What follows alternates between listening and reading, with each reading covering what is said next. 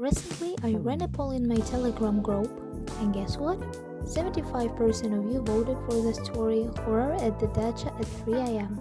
Fascinating, right? Honestly, I've been meaning to make this video for a while now. I even started working on it a few years ago, but something always stopped me. I guess it was too creepy to remember, but today you'll finally get to see this animatic. Enjoy! So it was just a regular evening. I was as usual sitting with my graphics tablet drawing. It was about 10 p.m. and I completely lost track of time.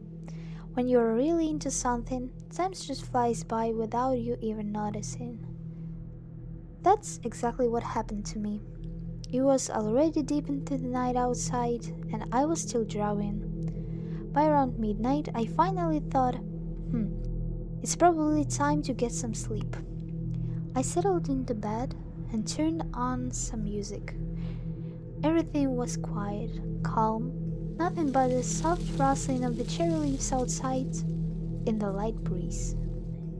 In that brief moment of silence, I suddenly heard a strange sound.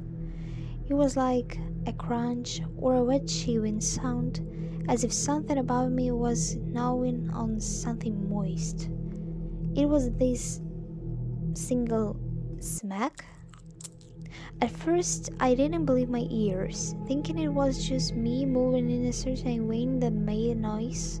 But no, I took off my headphones and listened carefully. That's when I realized the sound was coming from above, from the attic. It seemed to be moving along the corners of my room. First, I heard the smack in the far left corner. Then, about 15 seconds later, in the far right one. This weird smacking sound was going in circles with the same time intervals. When it was directly above my head, I lifted my head and stared at that corner, confused. The longer it went on, the more creeped out I got, constantly glancing at the dark space beyond the door with the little glass window. I've never been a big fan of the dark, but in such a bizarre moment, my mind couldn't help but suggest, what if something comes out of there right now? As likely as it was, I kept thinking about it every time my gaze shifted to that door. Psych, right? At one point, I buried myself under the covers like a kid, closing my eyes and covering my ears. All I could think was, maybe it'll pass. Maybe it's just the wind or something like that. I must been lying there for about 15 minutes before I finally peeked out from under the blanket. Okay, I thought, it's probably over. I turned to face the wall, and then I saw it. A huge spider slowly crawling up the wall. I jumped off my bed. My heart was racing like crazy. I grabbed a slipper and smacked it. Rest in peace, spider. But that wasn't the end of it. I sat there next to it for about 5 minutes trying to figure out how to get rid of it from the blanket. And then the sound came back. That chewing. Only now it wasn't alone. There were footsteps. Light, careful footsteps, as if someone was slowly walking just outside my room's door. The sound was like someone wearing new, sticky rubber sole shoes, sticking slightly to the floor. These footsteps. They were right outside the door, but thank God nobody appeared or came in. I stood in the middle of the room listening to the strange sounds surrounding me. I stared at the door in terror, completely consumed by the thought that something might suddenly appear behind it. At some point I mustered the courage to go to the light switch and turn it on. In 2 large steps I made it there. Once the light was on, I immediately glanced at the glass door leading to the hallway. It wasn't as dark there anymore, but I still didn't dare go out. That was when I couldn't take it anymore and called my mom. And guess what? As soon as I started telling her about all this, the sound stopped. I was feeling like an idiot.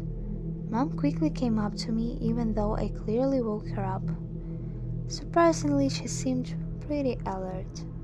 I showed her where everything happened, explained where the sounds were coming from. Trying to recreate the sound of the footsteps, I turned around, and then my mom asked me to turn again, and again. She gave me this strange, focused look. I asked her what was going on. Turns out she noticed that when I turned, the shadow of my head looked different, like I had a bun on my head, even though my hair was in a low ponytail. Then, right by the shadow of my head, she saw a small, round shadow about the size of a fist pass by. At first I didn't believe her, but she assured me she wasn't joking. That's when we started shining the phone's flashlight all around, trying to figure out if maybe it was just a bed or something, but we didn't find anything. Absolutely nothing. We stood there in that hallway, frozen in a place, and suddenly we both felt the urge to get the heck out of there. It was like we both, in the same second, were ready to bolt down the stairs. The next morning, Mom and my stepdad decided to check the attic. They didn't find anything unusual. Everything was in its place. Thick layer of dust remained undisturbed. No footprints, no signs of anything. It was as if nothing had happened at all. But that summer I stopped sleeping in the attic, partly because it was too hot up there, but mostly because sometimes silence can be deafeningly loud. So that's the story of what happened to me at the dacha. I hope you enjoyed it. If you have any weird or creepy stories, be sure to share them in the comments. I'd love to read them. If you like this animatic, don't forget to hit the like button and subscribe to the channel so you don't miss new stories, creepy ones and not so creepy ones. Thanks for watching and see you in the next video.